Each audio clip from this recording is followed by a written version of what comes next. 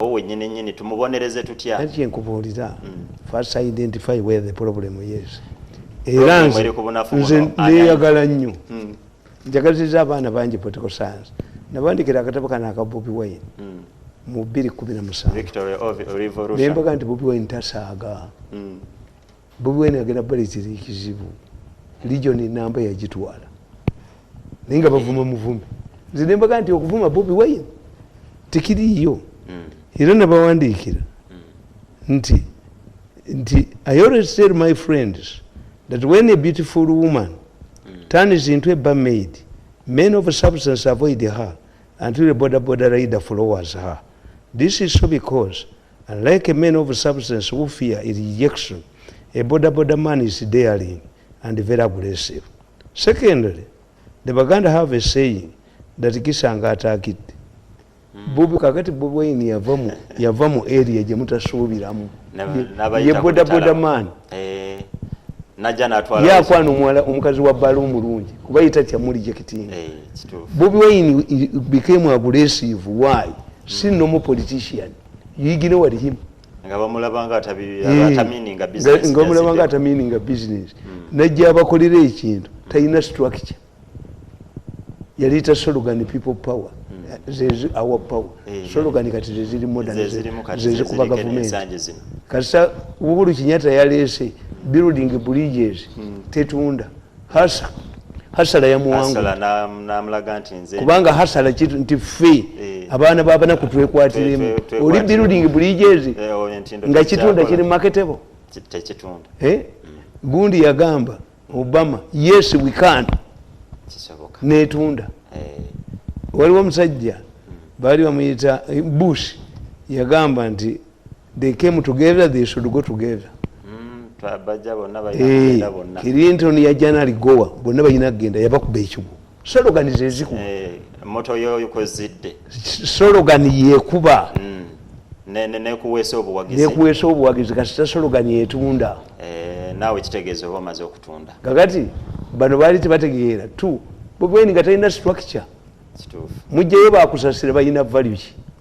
Nabaga nti bakusasira balinga omukazi wa kabina akanene n'omujjako ekikooyi akabina ke kasigala kalyoke kakati ojjayo kusasira ojjayo mayinja ojjayo ani have you affected this man's structure kuba tayina ina slogan ojjayo secretary general ojjayo mwanika wa Bobi Wine amuyina ina structure abawali yali abatutte kituufu legion number gina for the first time base yesimbyewo. This man controls the largest political party. Ati nabira successful. Beni chonuka DP yatabukanga tali mu parliament. Besi ye DP gundi ye yatabukanga tali mu parliament. This young man has controlled his party. Achajiri na. Anti ayisayiting abantu nti yalidde. Abakumamu wano ne batandika. The way is structured ekintu ki. Tikirina structure. Aina kuvu. Is a normal first thing. You cannot fight a normal first thing. Yagamba nze mbatunuza abantu kituufu abantu ne bajajinga kuba wagira ku power yaki y'abantu mbayirawo omubiri n'amuddusa emisinde kasaaga mayinja yaga nti gwe nkulekedde bantu mayinja yaddamu okufuna amaanyi abatasobola. So unless you did the political science you cannot understand this man. Nti structure kijja akozesezza omufasi structure nti obusamize tebulina kalinaali wa busamize. Abalokole tebayinaawo saabalokole nti bonna bamukkiririzaamu kakati akasolo akatayina bulago okatuza otya omuguwa ate oba toyina yes kakati create an homophobic situation nze nabyo bagambanga nga baga nti mpogira Bobi Wine jase nga atobalaga nsonga yes nembaga ekyokubiri Bobi Wine take Bobi Wine as a leading council where you see Bobi Wine pulling crowds mutegeere waliwo problem baguli mujigonjole eriwo abeewo ngaba wabula nti yes is a leading council wagenda wonna napulinga crowds. The intelligence must find out what's the problem of these people. Nti Mirundi awagira Bobi Wine oba tomuwagidde obo balaze ekkubo era nabagamba nti secondly politicians like Bobi Wine are underestimated by their rivals. Paulo Muwanga underestimated Yoweri Museveni and concentrated his efforts on Dr. Kayira because Kayiira had a strong political base, had a PhD in criminology, which he attained from the United States, and he was a strong Catholic. Muganda. Museveni's triumph in the 80s was a surprise to many. What about Frederick Chiruba, who defeated Dr. Keres Kaunda in Zambia? Kaunda used to ridicule the trade unionist as a political novice, who was even a Congolese. What happened to Chiruba later took over power. Has anyone forgotten the recent American election? Obama dismissed Trump in the presidential campaigns, arguing that governing America was a task more difficult than holding a television talk show. Obama arrogantly pointed out that having been a president of the United States for 8 years, he was sure that Trump could not be voted into power. He did not only witness the same being thrown in as president in the White House, but handed over power to him. Muganda summarizes all of this with a warning. Togayanga chezinze. Bili 10 kasome wane wasemba. Completed on Sunday 23rd July 2017. Yes. At my residence. Yes. Uhuru came up and said this man cannot look, he handed over power to him. Uhuru, with all of the resources he had, with the incumbents, with the support of Ugundi, Odinga, a veteran politician, omwana yaba kubiya kalulu. Atenga naye abadde mukitegeeza abaddemu yenga alaba obunafu we buli. Never underestimate your enemy. Batugamba mu byobufuzi nti if you want to kill a tiger which is arrogant, dress like a pig. Ne bwoba otambula kiro nolaba abantu baotategeera nga fe abatambula mu byalo n'okajjuza bamanyi oyina kyoyinamu naye omutamivu agenda awoggana beekweka ekyo ne sente kyazinyodde dda kigenda nakanga abalala abajja ye naye gwe kajjuze bakwetegekere. Abaana bayinza okuba nga batambula mu Kampala, nze ntambuzamu ebigere, abaana bakuga muzeeyi sente zo zigudde n'okwata emabega amanyi olina, nze sikwatayo kubanga bakugezesa abaddala mweziri temuli. Yes, gwatalina sente zigudde gwe lwaki okebera mu nsaba kitegeeza abeera amaze okufuna kakati ako kalabye kalabye 2017 n'abanalizingirani Bobby n'empandiika kano Kyagulanyi the story Kyagulanyi muntu mulala oba tukyaliko yoyo the story of Kasobeza nabaga nti Kasobeza mubbi aba mubbi wa waka. Bobi Wine was groomed by a faction in NRM. Wanji febye tutamanyi nabaga nti ono musajja mubbi wa mu nnyumba Kyagulanyi mubbi wa mu nnyumba agenda batawanya Kasobeza nga kiwalata kyambuzi nenkugamba nakugamba wano toke ku kyenjagala how Bobby has outsmarted the state yabazanya Bobi Wine yazanya government yeno nabagamba unlike other people who have been used and dumped by the mafia gang, it seems Bobi Wine had a lasting relationship with these people. Bobi Wine tebamulonda bulunzi yali abamanyi ab'omu gavumenti naye n'abeewaggula kwe gy'emigga egyamukubya yabeewaggulako n'afuna omusajja babonereza mwana avudde mu kika yabaddukako bamuleeta kukolawo gurupu eyaba MPs nga b'NRM naye nga tebali wansi wa Museveni nga bali kuyani anti nga ibaabwe. Bobi Wine was brought by a faction in NRM acyankalanye kakati n'abaddukako nimbagamba nti Bobi Wine tuloga nti baite bamumanyi. Bobi Wine for example when he was identified and watered and nurtured he was not excited. He seemed to be waiting for an opportunity even when nenkugamba nti have been arguing harassing and mistreating Bobi Wine was a grave mistake on the part of government. Government actually reaped unexpected results. It's government that presented Bobi Wine with an opportunity to earn public sympathy as a victim.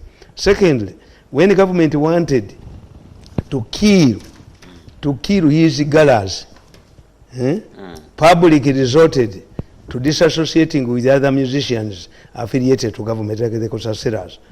All of the musicians and artists who attacked Bobi Wine in any way were isolated by the public.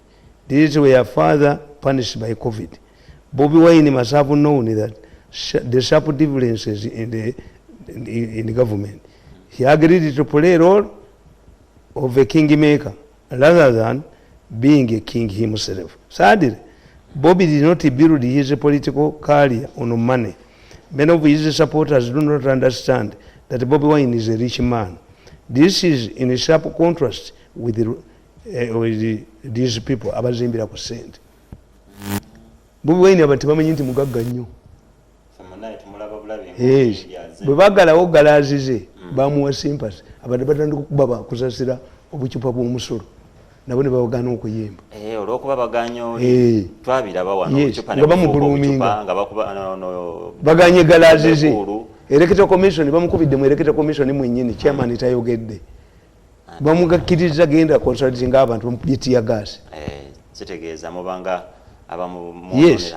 Era nabagandirapo Bobby's strategy was correct since his bid for president was built on public trust, not in money. Even when the mafia has tried to squeeze his balls, he has not yielded to pressure.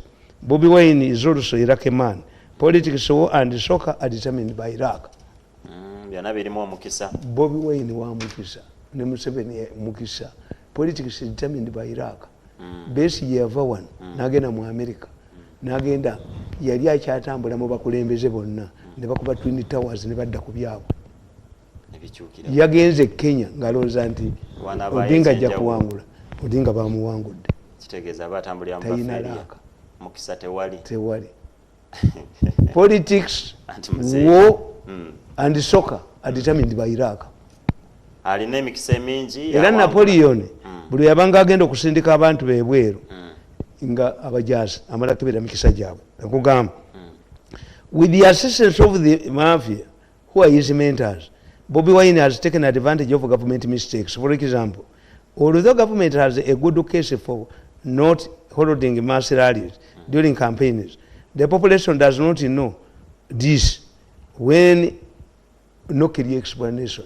Nti parliament yayise etteeka erya COVID-19 obutakuba nkuŋŋaana tebalyogera tebalinnyonnyola kakati ng'abantu baga naye bamukubira ki nga bunaffe kye twebuuza kubanga oba olirese mu nti amenya amateeka gaki ga COVID. Omusiraamu gwe bakwatidde mu bwente ne bamukuba amenyi ani amulwanirira kubanga bonna bakimanyi faaza awasizza nga papa tannaba namugoba akibisopu abakatuliki baba bamugobye edda mu kigo. Why they are known? Takkirizibwa. This is no values. Kakati bano tebannyonnyola ki tu ekibiina Bobby Wine ekibiina kya Nuupu kyali kibiina ky'NRM yakijjawa bakiri yesterday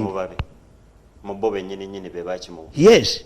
Kakati ne nkugamba nti nakwanalizing ne nkugamba nti powering tear gas. Bobby Wine yabazanyira ku tear gas nga bo balowooza nti bakuba Bobby Wine tear gas ye yali amuzanya. Bobby Wine yali azanya tear gas nabagamba powering tear gas. This is another area which Bobby Wine handlers have exploited to the maximum. I have always urged that firing tear gas in order to disperse Bobby Wine's rallies backfires on Museveni and ends up helping Bobby Wine. Tukita reverse psychology. Kasuke jinja nelikuba ku kisenge ngene lidda. Enemy wa kudupinga into doing things nti program ze muziwere ne muziwera abanne banyiga bali ne bekweka ko muyusisi ne kajja yomu bali bakatidde muzikiti. Nakugamba one, the population is not aware that Bobby Wine violates the electoral laws because they are not, people have not, electoral commission has not explained this law. This is because the public is not aware of the law. Two, as Museveni strictly observes the law by addressing only 200 delegates, his party candidates, though, violated it in full glare of the media cameras. This means that Museveni's government and the Electoral Commission are put in an awkward position. This works in Bobby Wine's favor. The mafia elements in politics fire tear gas in front of cameras as rallies, on the other hand, continue. You can't tell an ordinary Ugandan, oh, the world, that NRM leaders are not violating the law without the consent of the president. Therefore, government cannot defend itself that such incidents are the work of the mafia in government. Mumukuba enkuŋŋaana ye mumukuba tear gas. Naye ng'ate ye Museveni restricted himself to 200 people. Naye gurupu eyalimu yali ekolera Bobi Wine nga yeekuba enkuŋŋaana ate nga yabawa ssente. Kyokka banna kuzanya dda tegera yes, reverse psychology kuba yali waabwe erina element ey'abano ng'abamanye obunafuwe buli. Yes, bano be baamuwanga nabaga nti Bobi Wine gundi oyo agenda okuddayo mayinja. Bobi Wine kwajjako message ku ssimu ti Mayinja has come back to spy on you. Ekitegeeza was being cropped up by a faction in the government. A critical look at the police reveals that selective powering of tear gas adversely affects Museveni and NRM candidates. Police yakubanga tear gas ngeyamba Bobi Wine. And this is so because a directive or call for ceasefire must be observed by both parties, not only one side. If one of the parties violates the ceasefire, it triggers defiance from the other side. Mumukuba enkuŋŋaano n'omukuba tear gas. Kitegeeza obwenkanya wabatu tewali. Kibaddiza backfire. Kibaddiza backfire. Abantu bagenda kunyiiga. Ate ne bajja bamukuba bwe bati. Nkugamba. The impact of tear gas on the population also affects the NRM supporters and leaders as well. Innocent people targeted, including schools, hospitals, and markets, and the entire population. Tear gas is applied selectively, and whenever you see police firing tear gas, you know it is intended to undermine Museveni and then NRM candidates. Bobi Wine yagenda eruuka ne bamukuba tear gas. Omwana wa Mbayo n'afa mysteriously. Bobi Wine went back to Ruuka. Ne batamukuba tear gas. Kati ekitegeeza nti had he changed his rules? No. N'agenda ewa mutabani wa gundi ono yali speaker parliament n'akuba Olale tebamukuba tear gas. Noddira Bobi Wine n'omujja mu bibuga n'omutwala ne mu byalo okubayo tear gas obwana ne bukolola abakadde ne bafa ebisolo ne bifa. N'omujja n'eno gye omutwale n'eno okubayo tear gas. Owo ina dategem jokola wao. Yes. Baba maze okutomeza. Bali bamunda. Bamutomeza. Kakati look what two issues. Ever since Otafiri abimanyi mbega okuva yajja mu Ministry of Internal Affairs mwalabe tear gas ngakubwawo. Naye naku zino yakendeera. Otafiri one man ebyo yabisome bya reverse psychology. Namanya nti kati bwe tukuba kino yes. Otafiri yagamba ekintu kimu. Omuntu bwe muteekeko rules tinze nkukiriza okutambula n'ebyo destroying byonna nkutwala mu court. Write a document. That's Otafiri. Kitegeeza ajja bikola nga yeegendereza. Tear gas wali. Just the change of one man who is knowledgeable about intelligence, who is knowledgeable about reverse psychology. Where is the tear gas? Munamutandika ncha. Kamula litemukyalima ne tugamba kye kyabula. One man amanyi bino. Two, you look a change or insecurity by appointing a knowledgeable man mukwezi. Nalufenya wali. Nalufenya munaye. Safe houses wezi. Tezikyaliwo nalufenya okuva lwe yavaawo. Abo abasajja bamanyi security. Bamanyi ekizza omuliro. Togamba nti safe houses zavaawo. Safe houses from colonial time was an integral part of the police. Wanji. They put their criminals, separating them. When criminals are in one gund, bayiya. Bayiya checho. Kakati bwedira gundi omwo omuteeke eno omugege goyine mundu ajjako ga mirundi yagiina. Abagenda kubulya naye bwe babeera bangi tebasobola ko. Yes. Ekitegeeza safe house weziri. Weziri. Zigenda mu abaki. Abakyamu bali abasukkirira. Abayina okuzibeeramu. Abatuufu babi. Nalufeenya wali. Togamba nti bamuwa ministry tourism. Naye lwaki luli yali alabika. Anti babazanyiranga mu byotasobola kukola mu kwezi. Ono politics omuzanyira mu kwezi amumanyi. Bana ina Lufenya yafuuka na Lufenya buli mawira agayita. Tiyaga sosobola muzanyira mu Otafiri ono gwozanyi. Bobi Wine yagenda emubende n'afumula enfuufu.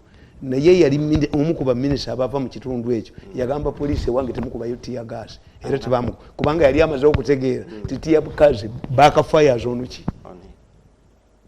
buli batiyagasa abantu bakolaki bafa balwala bakola biki bafiirwa intelligence kino baali balinda kyokukiraba intelligence anti baali bamunda nze nga mbibagamba kana katabo nakawandiika ddi era nakugamba nti I have repeatedly submitted that Bobi Wine is the making of one of the factions of the mafia out of it. Bobby was assigned to canvass support for the mafia finance MPs and LC5 chairpersons. This is why those who oppose him restrict their attacks to his inability to be president of Uganda. Nga mukitegeera mobilization skills nga tebazirumba naye nga bagatasobola kufuga ggwanga kati ate nga balemeddwa anti nga lwolu ye yakuleeta bmp don't attack his mobilization skills but expose his inability to rule Uganda. Eri mulungi mu kubaleetera abaka ba parliament ne bakyamani ba fayo eggwanga lyatasobola kukolaki ebyo birimba otafiire obirimba mu kwezi oyinza obibalimba abo abasajja abagezigezi pakisi nnyo banze zenabaga nti gavumenti yendikoleramu nja kubeera handle bawa intelligence mbakankanya nenkugamba nti this is same role they want the late Nasa Sebagala to play. His popular slogan Haja Alagidde exposed him as a hunting dog of Dr. Besigye. Even if he had won the presidential elections, he could not take a power because he had two arguments. This is how the mafia operates. As long as you don't interfere with their money and defend them, you're a patriot and a comrade. They have the hunter and hunting dog relationship.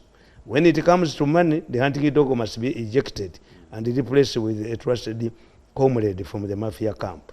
This is the arrangement between Bobi Wine and his mafia supporters. The mafia failed to understand that anybody who qualifies to stand as a president candidate is a potential president. Ate omaze omunominatinga kuba president ate nomala noki ate omuga talina qualifications za president abazirina kubanga oba omukkiriza ebyo birimba otafiire tosobola kyobola the situation has gone back to normal. Munaye nze nali mmanyi temukyali makamulali ne gye mwali mumusuubula yaggwayo era that's why it's the right change of a person creates an impact. Tekakati my final submission kwebyo eri bweti the way Nalweyiso me I have no personal quarrel with Nalweyiso namulabanga president wali nanjogerera nakolaki but Nalweyiso nina mutani wange onakola amateeka mu parliament is an expert yasomera bweru but Nalweyiso was sending money to him for what anti yali ku scholarship ya state house Nalweyiso nga era yakwasaganya ensi era aba government njagala obebaza batutte badokita ba30 obweru for specialized school owange bamutaddemu. My son is one of the doctors who were picked and taken abroad. Yabombe era nakubidde baalayize mukamu ne bagamba bwe muba mmwe mwakikoze mbebazizza bamututte myaya avufo naye abadde atambule bwamunga erinnya lye baligoba naye ku luno babadde banoonya ba specialist bamututte mu ba dokita 30. My son was taken mbakubirako mu ngalo bannaye mwebale nnyo mwebalire ddala kakati may I have no quarrel with the Nalweyiso but the problem with the Nalweyiso are in access to the president has influence is a general and bwoba oyina ssente abantu tebakubuulira. When I compare General Nalweyiso mulabanga mukyala musisi is it because these people Besigye ne Bobi Wine bategeera ekintu kimu nti abawagizi b'NRM bakadde subject them to intimidation. Mwana wange mwebikadde mmwe Museveni obululu mmwe tebajja kulonda. That's why Besigye used the youth in violent activities. Ekifaananyi kya Besigye ekyali mu nnyendo ekifaananyi kya Besigye kyali ewaffe ekyotera ng'oyingira ku buyambi nga bakikubira saluti bakireeta bandi evuga okigulira soda kakoza mutale yekituwonya bannaye abavubuka ebiseera ebyo. Yes kakati baayiga nti ki they could only be confronted by equally a violent group kwe kuleeta basipapa, kwe kuleeta bagundi full figure, kwe kuleeta ono kisa kya Maria. This group was needed. Kisa kya Maria ono obutambi was needed. The group, the situation warranted these people to counter them, and that's how you gave them a lot of money and you gave them protection. If now the situation normalizes, what do you do to these people?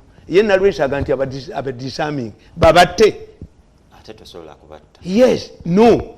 Kisa kya Maria asobola kutambula nga talina baserikale. Kati era takyasobola. Akinkubulira kati ye nalwisa agadisa mu them.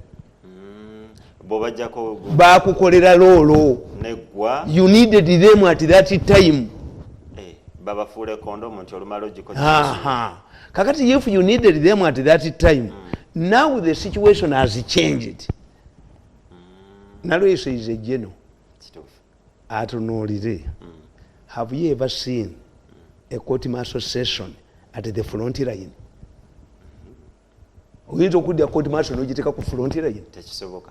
Omuserikale ali ku front line tuyinza muteekako restrictions nti ojja mufuga. What happened to Mukula incident? Batidira mu train wagons ne battiramu abantu. Baali basikulininga abantu mu buyeekera. Kyagera nnyo. You shoot a commission ne kifiiraawo. This was a war zone. Waliwo omusajja nga bamuyita gundi.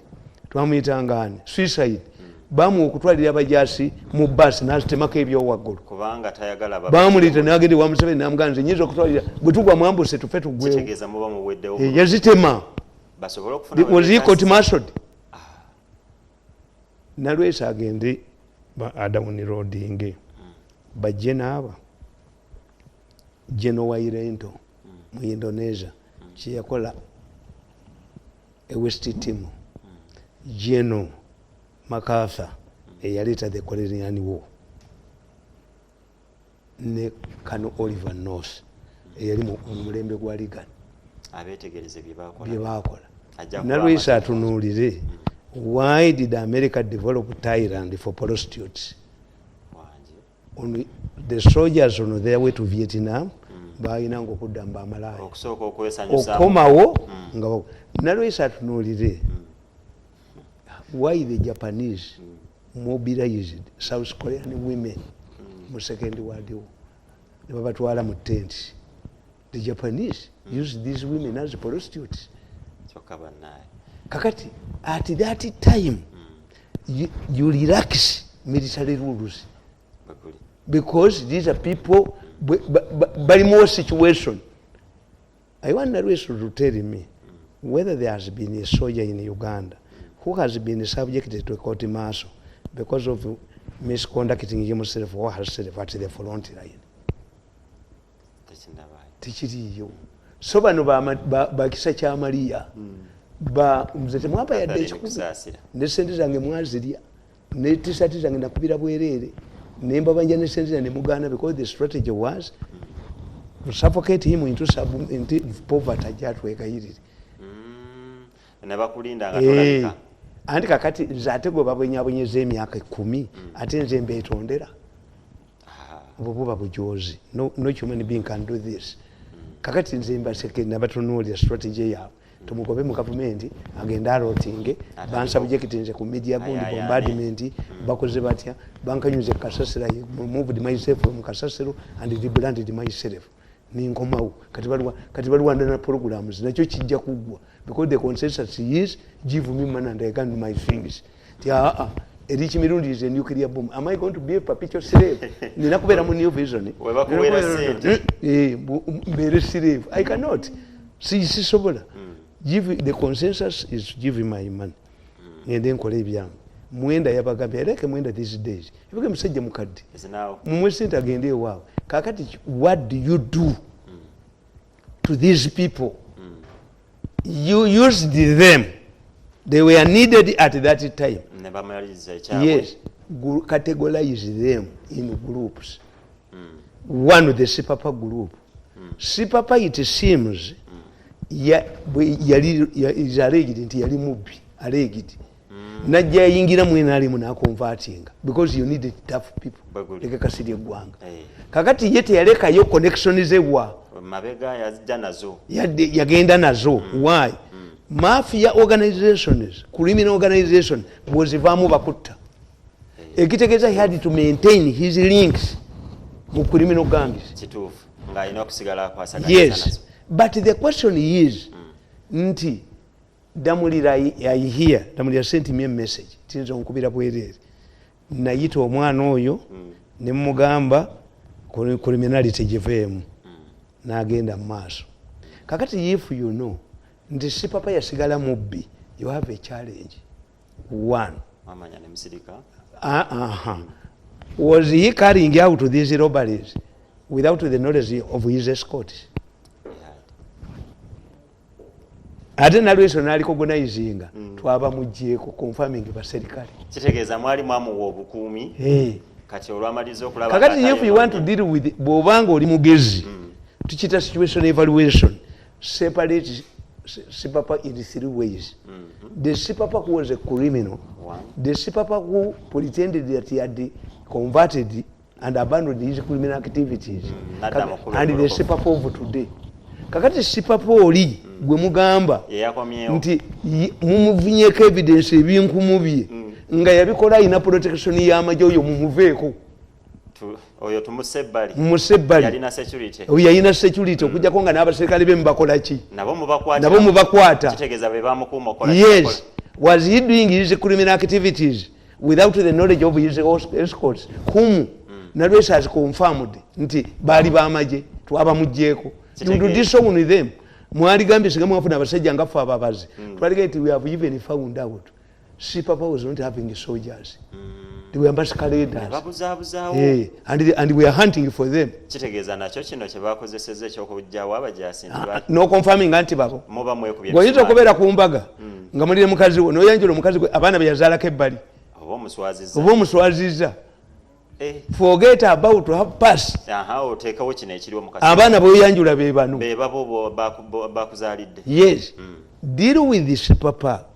The Sipapa who converted ebyo mubiveeko yajja temwamutegeera. Yabasiba akatamba. He reached a level of reaching Museveni. Ne bamukuba n'ebifaananyi bye. You cannot deny a marriage that was conducted in a church or in a mosque because it was conducted by a sheikh or a priest and witnessed. True. Oyo Sipapa mumukkirize eyatuuka n'ogenda ewa Museveni mumuveeko. Kitegeeza beera Sipapa eyali nammwe under the protection bino enanga byayogera ntufunye ebinkumu bye temubyogera okujjako nga no it is possible byonna bituufu naye tosobola kuwogera. Sipapa bwakukubira was I using the soldiers? How long did the soldiers take to know nabo bakwata ne Sipapa? Bw'oba yagala abajasi bawone toyogera ebyo nti ne bwe yali ne protection yali abba oba weeswaziza n'amajjo n'abamukuuma ng'obaleeta. Kati eyo situation naliwo eso tagisobola ya mukwezi yotafiire. Nedda mulira apology ye yasooka kuba bamutya bano. Ali very powerful alina proximity to the president agaba sente but is poor at situation evaluation. Wewavudde ne bannayuganda okubanga batandika okusunguwala. Teyalyogedde nti twaba mujjeeko nti baamagye. We are even investigating whether he actually was using soldiers. And we are finding out who gave them the soldiers. Yesterday. Abamu ku baserikale abakuuma amaka gange ageewazzana babadde babajjeewo. I went to Katwe. Nindeba Usi. Nimugamba abange si bakyenjenje. Oyo ali awo tomulaba? Abange si bakyenjenje. And two, I have not misused them. Kuba nze nasoma nzitongeragenye na Sipapa na bano gundi nasoma have a master's degree. I evaluate the situation.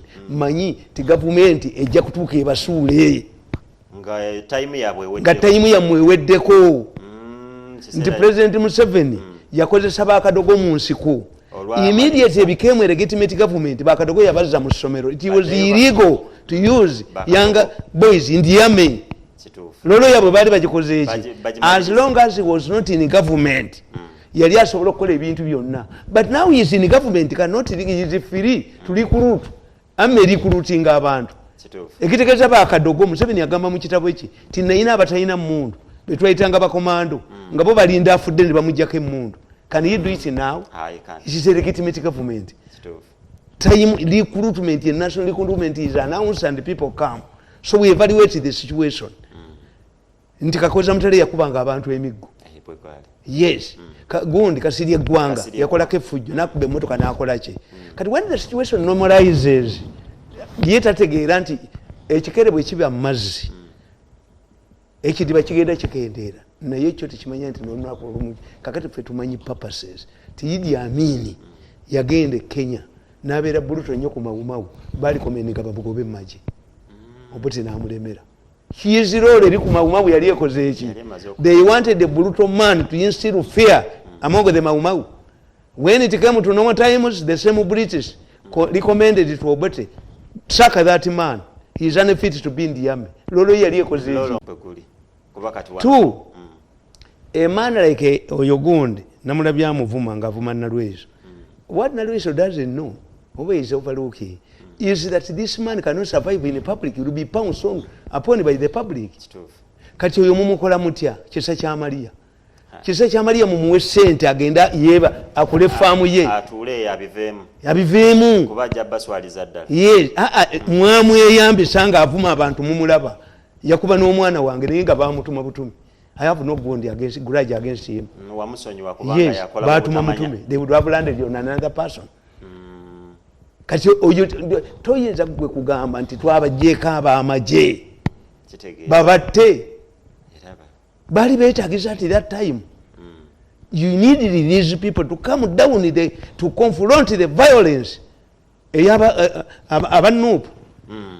Kakati yena lwesaga nti babatabutine bagenda babatte abantu babatta. Don't abandon these people. You used them. They helped you to cool the situation. You deal with them bakusasira tebakyayimba nyimba abantu baba. Yes, but we sent bakole business. Anti ebyo tebakyabijjukira. Anti nkugambye nti otafiire ne muhwezi tebasobola kukola nga Nalwezo. They evaluate the situation. What if a similar situation arises on abajjawa? Olijjawa bali kukolera. Because a similar situation can arise.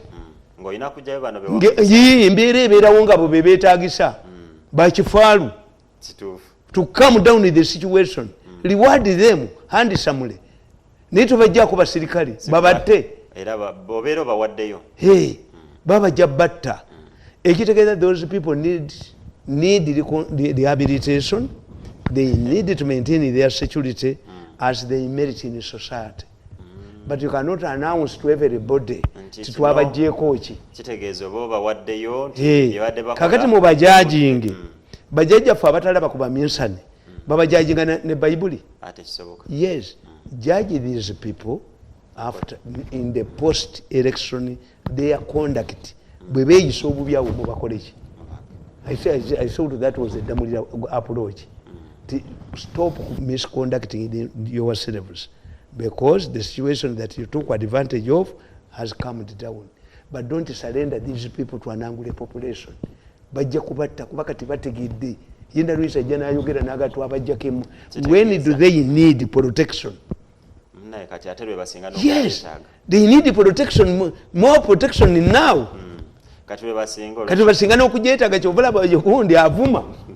Yet anategeera nti his usefulness is what? Yalinya amadala n'agamalayo. Yes, situation yeweddewo.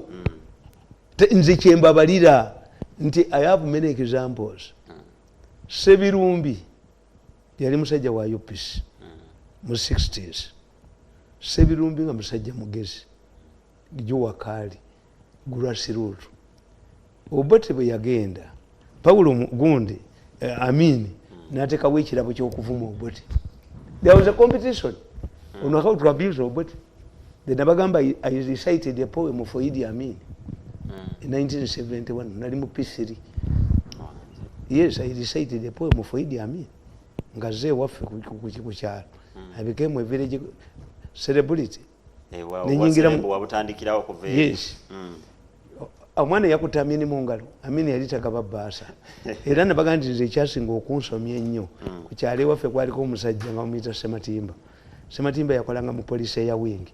Yajjanga ewaabwe n'ennyonyi ku kisaawe ng'amasomero tetusoma. Naye nalaba enkoko erinnye mu nnyonyi nenga nti kisobeka enkoko kuteyinza kulijja mu nnyonyi nesigirinnyamu. Sematimba yali musajja wa poliisi eya Wingi. Omanya Amini bwe yakwagalanga alita helikopita nerandinga ku kyalo n'agira. Kati Sebirumbi ye yawangula empaka z'okuvuma Obote. Yagamba nti Nyerere akwate essamba y'obugogwemu agiwe Obote amutereko bendera ya Uganda amatire nti afuga Uganda. As a result, Amini n'amuwa monopole okutunda soda nakivubo. Yes. Kubanga amuvumidde oli bulungi. Ye yawangula empaka z'okuvuma Obote. Sebirumbi. When Obote comes back, Sebirumbi jumps on Obote. Era Sebirumbi bateekawo an English proficiency test mu kinaana. Sebirumbi bambuuza what is your name nti Luweero South constituency. Naye nga kyanga maaso professor bamugamba nti oluzungu lumulemi to eliminate UPM. Sebirumbi jumps again on Obote. N'atuula ne ku executive was representing Buganda on UPC Central Committee. Eyavuma Obote. These people bounce back abagezi nnyo. Abavumye Museveni be basinze omufunamu. Kubanga bo batani courts. Fa abayina emizi. What will the public say? We move cautiously. We have a future. Kakati Sebirumbi laba. Sebirumbi bamukubako guluneti abayeekera bafedemu. Okugulu kwe kwali kulema ne batyawo n'owa mawulire. Era poverty y'abamawulire yali agenze kusaba Sebirumbi sente. Embeera y'abaana mawulire yavadda nga njavu. Kakati Sebirumbi n'abeera mu ddwaliro. Sebirumbi was accused by Muwanga of collaborating with the rebels. Obote arrested Sebirumbi n'amuteeka e Luzira. When Obote found out that he was confronting Muwanga, he picked Sebirumbi from Luzira to fight Muwanga. N'avuma Muwanga. Sebirumbi yawambako ne ttiimu y'express n'agigobamu batabani bakiwanuka. N'agyefuga. Ne tumutuma Sergeant Ddo. Sebirumbi, Haji Musa Sebirumbi. Kakati Sebirumbi, Obote imprisoned him for collaborating with the rebels. When the rebels finally took over, they hanged him. Kakati yakolera ani? Mafunzo yakola losi. Yakola losi. Obote imprisoned him for collaborating with the rebels. When the rebels came, they hanged him. Bano bakisa kyamaliya tebabimanyi. Ebyo tebabitunulidde. Anti tebalina history. Timiamu guided by history. Sebirumbi failed. Buli omu yamweyambisa eventually he ended up where. Era Sebirumbi okumuhanginga Kalabba yali akiikirira Luweero district mu assembly y'obusiraamu. Yawangula okuva ku muzikiti n'agenda ku Twale n'awangula ne district. When he was arrested, he sent me a message namusanga Luweero mu Seero. Yes. Sebirumbi. You get a man like Rwakasisi. Rwakasisi was seen in Imbalala with 3 people. Najja nabo mu mmotoka. They disappeared. I think one of them is Diana's father. Yamala Luzira emyaka aga. Ateri kufaayo yedde. Yamala Luzira emyaka ameka? 2. But Cecilia Ogwalo abonyebonye nga bano. Paulo Muwanga yagaana Lulu okudda ti amale kwetondera yavuma Nyerere akola business mwogere kuba Lulu would take over the leadership. Muwanga had a stint in Luzira. Why didn't Muwanga release Rwakasisi? Kubanga government y'Obote abantu Rwakasisi yatwala Obote n'amutuusa e Busia. Obote bamutwalira mu buutu bamujja Uganda Club ng'agambye butajja atamidde bamugamba abasajja batuuze bombo. When Rwakasisi arrived at Busia n'akomawo mu Bank of Uganda jeyo sente. Kozi abasoga bawulidde emmotoka z'Obote ezikola ki? Yali yesudde muleke Victoria mu ddaamu Rwakasisi. Was grabbed by the population but was not lynched. Naye era baba Muwanga bwe bataata Rwakasisi all of his life wasted. Kituufu. Bamulaba n'abantu basatu luddawa. Yali director wa NASA. Why didn't he send the NASA boys temubandeetere? And Museveni tells you, as Rwakasisi was hunting for him, Museveni used to sneak into Rwakasisi's father's house. Ono gy'abanoonyeza ng'oli ayingira. Kono mu bukulembeze mu politics kono byakola ddi abatabimanyi. Guno gukola kino guno. Era ne muwanga yakozesanga Baswade Kateregga. Yakozesanga gundi. At one time Obote arrested nga Nalwisi bw'ayagala okukola. At one time Obote ordered the arrest of unruly soldiers n'abateeka e Luzira. Obote went to Luzira at night nga bamutwala n'abagamba mu Ministry of Finance, come and fight for me, I will give you every money you want. Nabo badduka budduso lwakata ku sente za Obote ne badduka. Tebalinda kiddako. So yes, my argument is you used these boys. They now need protection. Don't disown them in the public, except if under the prevailing situation commit crimes. I don't condone crimes. Nze am a realist. Tinange singa sina magezi nange mwali munkubi ekigo. Yes, balagira bukedde yankube emyezi 6. Red paper ani mulalu. Bayise nyina bamukebera omutwe mango omulema gwe bakuba olwa Museveni. Ate gwe bayita is how you reward it. I know. We start they drop you. Simwe mwekamu mbikoze. N'abaliko babikola. Abadde ayina omusajja nga bamuyita Songo. Songo muyaye yennyini awedde emirimu. Era yakuŋŋanya abayaaye. N'abaleeta. Uhuru Kenyatta n'abaleeta